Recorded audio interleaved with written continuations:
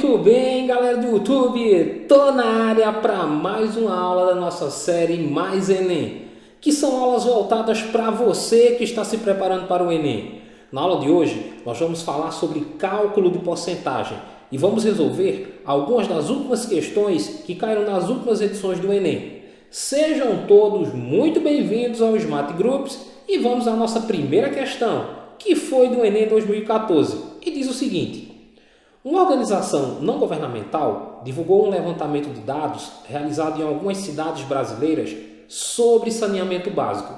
Os resultados indicam que somente 36% do esgoto gerado nessas cidades é tratado, o que mostra que 8 bilhões de litros de esgoto sem nenhum tratamento são lançados todos os dias nas águas. Uma campanha para melhorar o saneamento básico nessas cidades tem como meta a redução da quantidade de esgoto lançado nas águas diariamente sem tratamento para 4 bilhões de litros nos próximos meses.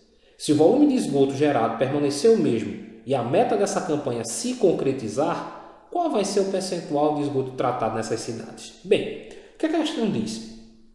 Foi feita uma pesquisa em algumas cidades brasileiras e foi constatado que só 36% do esgoto é tratado e que 8 bilhões eram lançados nas águas. Então, a gente vai começar anotando essas informações aqui. Na questão foi dado o percentual de esgoto tratado. Então, vou colocar aqui, o percentual de esgoto tratado corresponde a 36%, segundo a questão. E aí eu penso assim, se o esgoto tratado é 36%, o que falta para 100% é o esgoto que não é tratado. Então eu vou colocar aqui, eu tenho de esgoto não tratado o equivalente a 64%, já que o que falta aqui em relação a 36% para eu completar 100% é 64%. Só que ao mesmo tempo que eu sei que esse percentual de esgoto não tratado é 64%, na questão ele deixa bem claro aqui, que esse esgoto não tratado corresponde a 8 bilhões.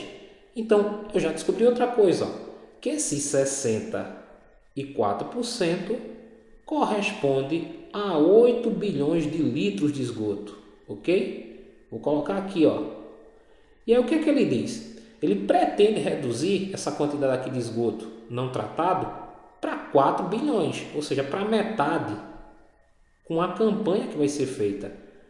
E aí o que é que vai acontecer? Eu vou pensar da seguinte forma: se 8 bilhões vai ser reduzido para 4 bilhões, 4 é metade de 8. Então, se 8 é 64%, 4 vai ser a metade de 64% em termos percentuais, que é 32%.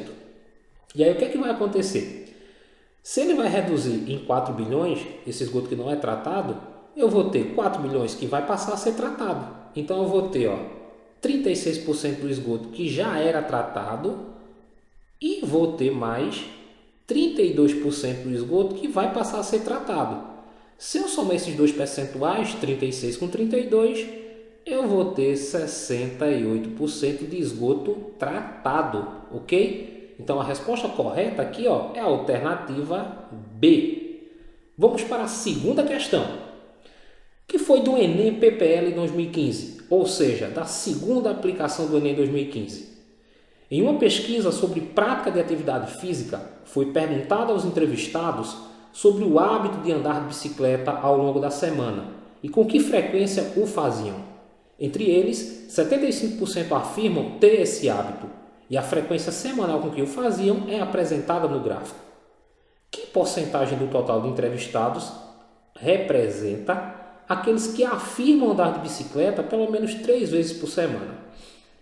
Então, olha só, essa expressão pelo menos, a gente tem que ter cuidado com ela. Porque quando eu falo pelo menos 3 vezes, a pessoa pode andar 3 vezes ou mais de bicicleta, ok? Então, pelo menos 3 vezes quer dizer que ela pode andar no mínimo 3 vezes, mas também pode ser mais de 3 vezes. Então, o que é que acontece? A primeira coisa que a gente vai fazer é descobrir qual é o percentual de pessoas que andam pelo menos 3 vezes de bicicleta. Como eu disse, pelo menos pode ser 3 vezes, que está aqui, 26%, ou mais. Então, eu tenho 12% que andam 4 vezes, eu tenho 10% que andam 5 vezes, eu tenho 7% que andam 6 vezes e tenho 15% que andam todos os dias. Então, quando eu somar aqui, ó, 26% com 12%, com 10%, com 7% e 15%, eu vou encontrar o total em termos percentual de pessoas que andam pelo menos 3 vezes de bicicleta. Então, vou colocar aqui, ó, andam pelo menos 3 vezes, ok? Então, vamos somar esses percentuais. Eu vou ter, ó, 26% que andam exatamente 3 vezes, mais 12% que andam 4 vezes, mais 10% que andam 5 vezes, mais 7% que andam 6 vezes, mais 15% que andam todos os dias. Então, se eu somar esses percentuais aqui, eu vou ver que 70% das pessoas andam pelo menos 3 vezes de bicicleta. Agora, 70% de quem? Dos 75% que afirmam ter esse hábito de andar de bicicleta. Então, o que é que eu vou ter que fazer agora? Calcular 70% dos que dizem que andam de bicicleta ou que têm o hábito de andar de bicicleta, que é 75%. Ok? Eu vou fazer o seguinte: 70% é a mesma coisa que 70 sobre 100. Esse guia em matemática, ele tem a função aqui de multiplicar. Ó. Então, eu tenho 70 sobre 100, que multiplica 75%, que é 75 sobre 100. Ok? Aqui eu vou fazer o seguinte: ó, eu posso cortar 0 com 0, e aí eu vou ter 7 sobre 10. E se eu simplificar aqui, ó, 75 por 25 dá 3 e 100 por 25 dá 4. Então, aqui eu tenho 3 quartos. Ó. Simplificando, 75 sobre 100 é a mesma coisa que 3 sobre 4. E eu vou multiplicar. 7 vezes 3 vai dar 21 e 10 vezes 4 vai dar 40. Se eu dividir 21 por 40, eu vou encontrar 0,525, que já é o meu percentual, só que está na forma decimal. Para ele ir para a forma percentual, eu venho aqui, ó, e multiplico por 100. E aí eu vou ter um percentual igual a 52,5%. Isso significa o seguinte, que 52,5% desses 75% que afirmam ter o hábito de andar de bicicleta, eles andam pelo menos 3 vezes por semana. Então, a resposta correta é a alternativa B, ok? Vamos para a terceira questão, que foi do Enem 2011. Uma enquete realizada em março de 2010 perguntava aos internautas se eles acreditavam que as atividades humanas provocam o aquecimento global. Eram 3 as alternativas possíveis e 279 internautas responderam à enquete, como mostra o gráfico. Analisando os dados do gráfico, quantos internautas responderam não à enquete? Então, vê só. Foi feita uma pesquisa com alguns internautas e foi obtido esse gráfico aqui. E 67% disseram sim, que as atividades humanas provocam o aquecimento global. 25% disseram que não e 8% simplesmente não souberam avaliar.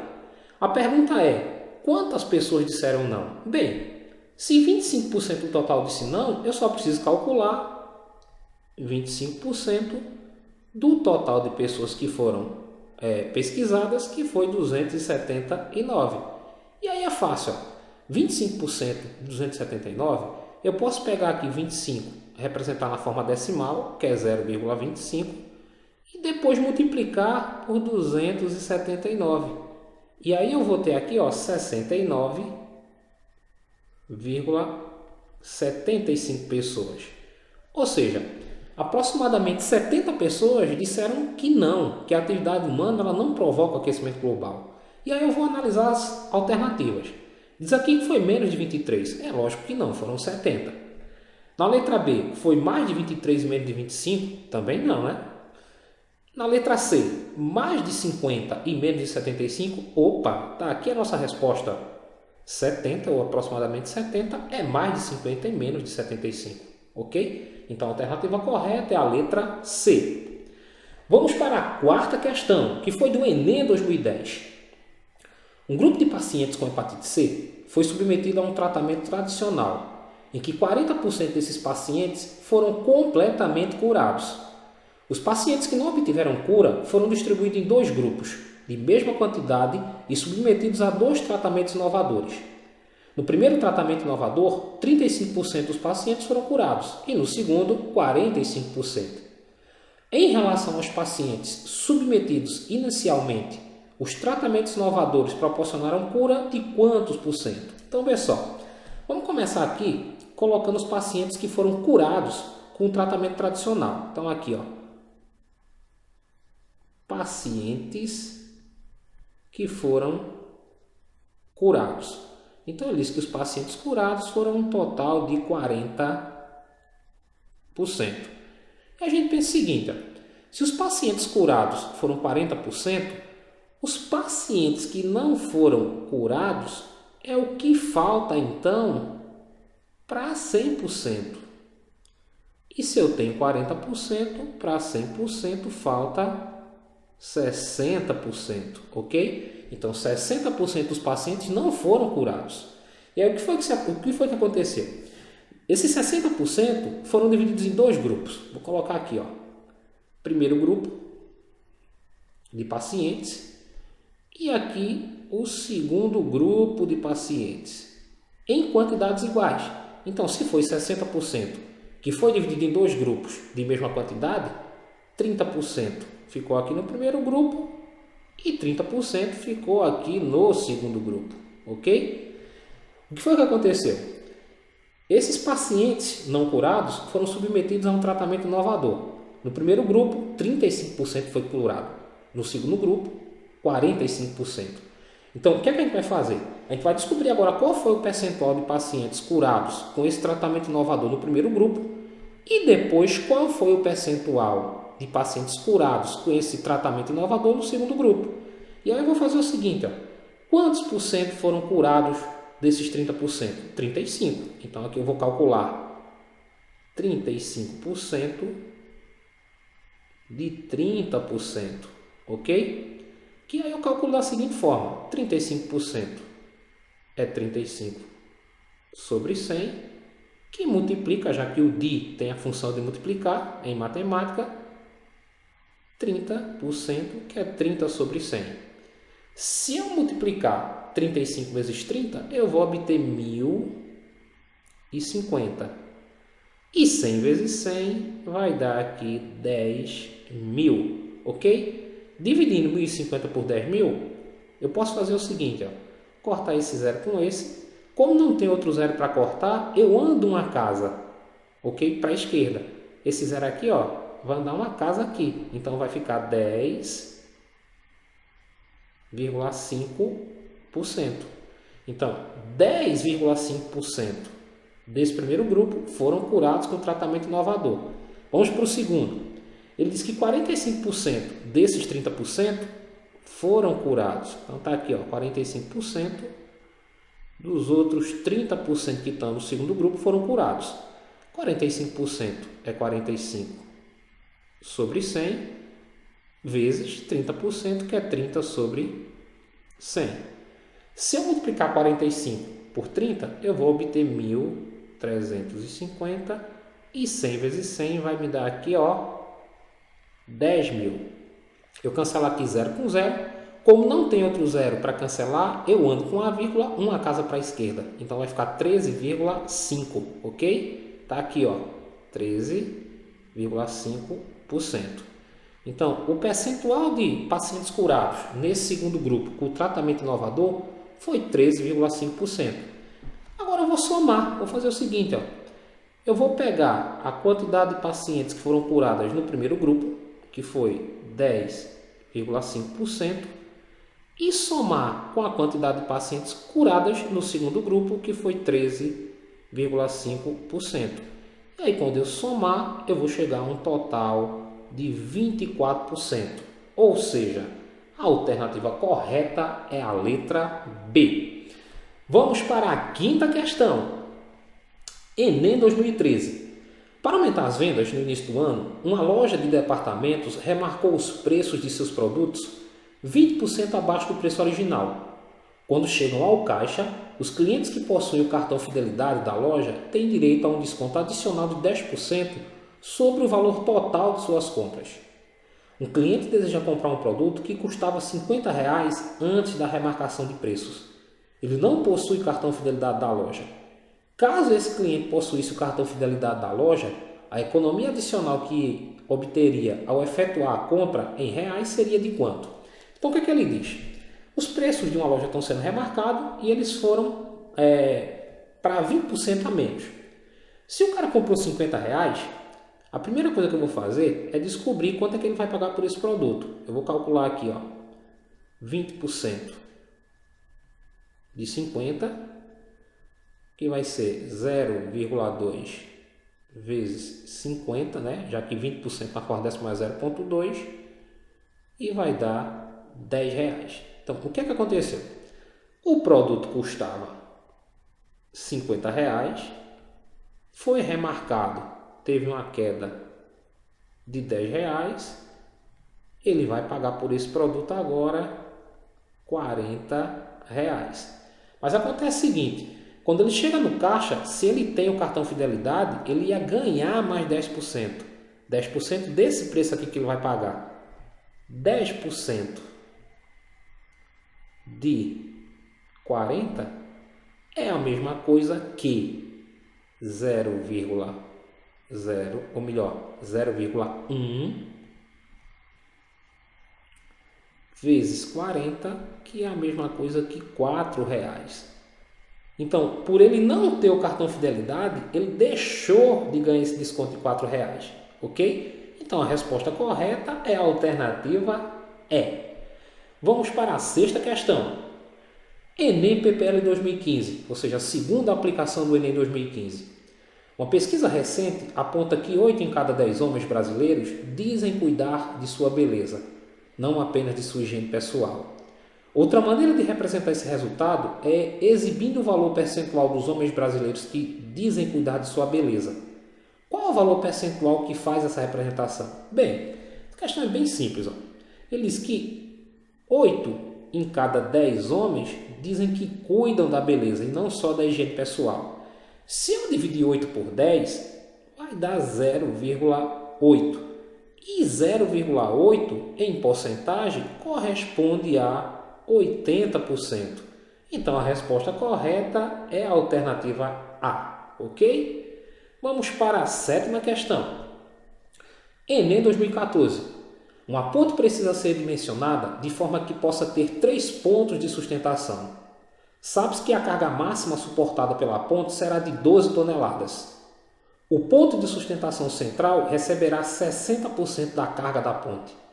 E o restante da carga será distribuído igualmente entre os outros 2 pontos de sustentação. No caso de carga máxima, as cargas recebidas pelos 3 pontos de sustentação serão respectivamente. Então, veja só. Inicialmente, ele diz que o ponto central vai receber 60% da carga máxima, que é 12 toneladas. Então, vamos começar calculando quanto é que vai ter, em termos de carga, quantas toneladas vai ter no ponto central dessa ponte. Vai ser 60% de 12 toneladas, ok? 60% na forma decimal é a mesma coisa que 0,6 vezes 12. E se eu multiplicar 0,6 por 12, eu vou encontrar 7,2 toneladas. Então, no ponto central, eu vou ter 7,2 toneladas, ok? Nos outros 2 pontos, eu vou ter quantidades iguais a partir do que sobrou. Então, se eu tinha 12 toneladas e sei que no ponto central já vai ficar 7,2, vai me restar apenas 4,8 toneladas para os outros 2 pontos. Que, como vai ser dividido em quantidades iguais, eu vou ter em cada um dos outros 2 pontos 2,4 toneladas. Então, ó, no primeiro ponto eu vou ter 2,4 toneladas, no ponto central 7,2 toneladas e no último ponto 2,4 toneladas. A resposta correta aqui, ó, é a alternativa C, ok? Vamos para a oitava questão. Enem 2015. Segundo dados apurados no censo de 2010, para uma população de 101,8 milhões de brasileiros com 10 anos ou mais de idade, que teve algum tipo de rendimento em 2010, a renda média mensal apurada foi de R$ 1.202. A soma dos rendimentos mensais dos 10% mais pobres corresponde a apenas 1% do total de rendimentos dessa população considerada, enquanto que a soma dos rendimentos mensais dos 10% mais ricos correspondeu a 44,5% desse total. Qual foi a diferença em reais entre a renda média mensal de um brasileiro que estava na faixa dos 10% mais ricos e um brasileiro que estava na faixa dos 10% mais pobres? A gente vai começar aqui calculando a renda total dessas pessoas. Então, vou botar aqui, uma renda total, RT. Só que a gente vai fazer o seguinte, tem algumas questões como essa que é extremamente importante nós trabalharmos com arredondamento. Se a gente olhar, nós estamos usando aqui 101,8 milhões. Isso aqui pode ser arredondado para 100 milhões. Nós estamos usando aqui R$ 1.202. A gente pode arredondar isso aqui para 1.200. Nós estamos trabalhando aqui com 1,1%. Isso aqui pode virar só 1%. E por fim aqui 44,5% pode virar 45%. Então por que arredondar? Quando a gente arredondar esses valores, vai ficar muito mais simples nós chegarmos a uma resposta. E como as alternativas aqui têm uma certa diferença uma em relação à outra, não vai atrapalhar na análise para a gente encontrar a resposta aproximada da correta, ok? Então vamos lá, começando calculando a renda total dessas pessoas. Como? Eu vou considerar aqui 100 milhões e que eu não vou usar 100 milhões, eu vou usar 100 e vou dizer a vocês por quê. Se eu usar 100 milhões, depois com o decorrer do cálculo, eu vou cortar zeros e o que vai sobrar de fato é 100. Ok? Então, tanto faz usar 100 milhões como 100 que eu vou chegar no valor que eu quero. Eu só vou ter que cancelar zero se eu usar os 100 milhões. Então, eu vou usar aqui 100 vezes a renda média mensal que foi de R$ 1.200. Se eu multiplicar aqui, eu vou pegar 1.200 e acrescentar atrás 2 zeros, né? Então vai ficar R$ 120 mil. Então o que é que acontece? A renda total dessas pessoas é R$ 120 mil. O que é que eu vou fazer agora? Eu vou atrás do rendimento dos 10% mais pobres. Vou colocar aqui, o rendimento dos 10% mais pobres. E depois eu vou atrás do rendimento dos 10% mais ricos, ok? Eu quero descobrir o rendimento médio tanto dos 10% mais pobres quanto dos 10% mais ricos. E aí eu vou subtrair dos mais ricos os mais pobres para ver qual é a diferença. Bem, eles que esses 10% mais pobres, eles ganham 1% desse total, desse rendimento total. Então vamos calcular aqui, 1% de 120 mil, ok? 1% é 1 sobre 100, aqui vezes 120 mil, eu só preciso cancelar esse zero com esse com esse, então o rendimento aqui desse 1% vai ser 1.200, ok? Só que ele vai ser que só são 10% mais pobres, então eu vou pegar esse 1.200 e calcular ainda 10%, ok? 10% de 1.200, que aí vai ser, 10% é 10 sobre 100, que multiplica 1, 2, 0, 0.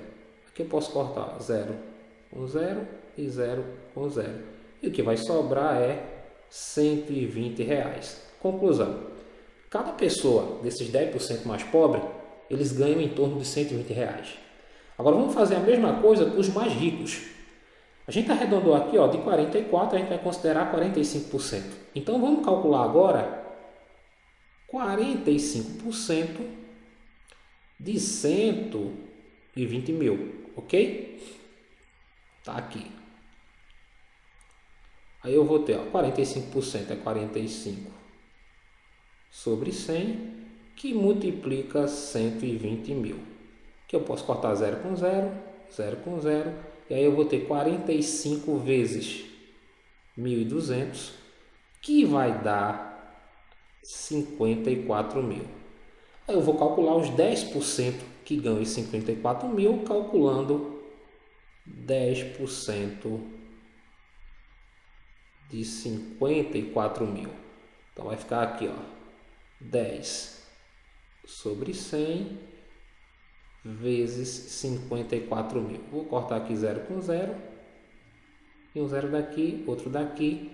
Vai dar 5.400. Então, ó, os 10% mais ricos ganham em média 5.400. E os 10% mais pobres ganham R$ 120. Agora a gente vai calcular a diferença, ó, porque é isso que se pede na questão. Qual vai ser a diferença em reais entre a renda média mensal de um brasileiro que está na faixa dos 10% mais ricos e de um brasileiro que está na faixa dos 10% mais pobres?